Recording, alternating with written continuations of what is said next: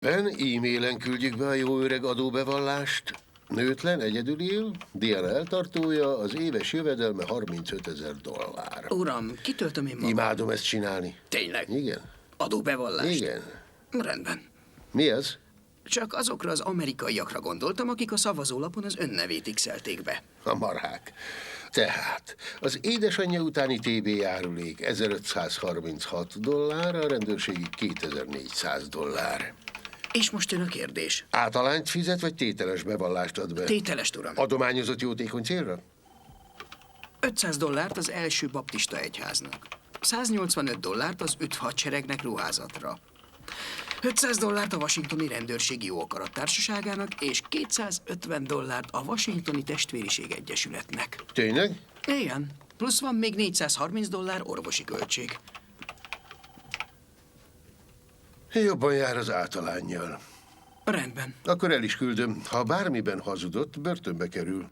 Igen. Ebből kiderül, mennyit igényelhet vissza, de a fejszámolásom szerint $700 lesz. Nálam is annyi jött ki. Már el is költötte, mi? Egy DVD-t veszek MP3 lejátszóval. Az ára összesen $499, ami azt jelenti, hogy a maradékból vehetek még egy remek filmet DVD-n. A jó men ott a gárdot? Milyen jól ismeri, elnök úr. Az ő felsége titkos szolgálata. Elmondjam, mi a baj James Bonddal?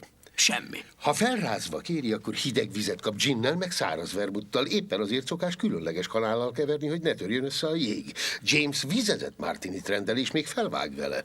Ezen majd akkor gondolkozom, amikor nézem a nagyképernyős tévémen házimozi hangosítással. Rendben. $700?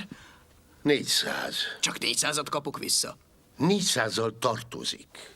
Tartozom a szövetségi kormánynak. És még bélyeg se kell ide vele. Ez valami tévedés. Mindegy, ide vele. Nem önnek tartozom. Mi nem egészen így látjuk. Oda ülhetnék? Hogyne? Jó estét, elnök úr. Én kellek? Igen, uram. Menjünk be. Milo, Coop, segítenének Mr. Youngnak megtalálni a zsebeit? Nem kell, ez valami tévedés. Elnézést.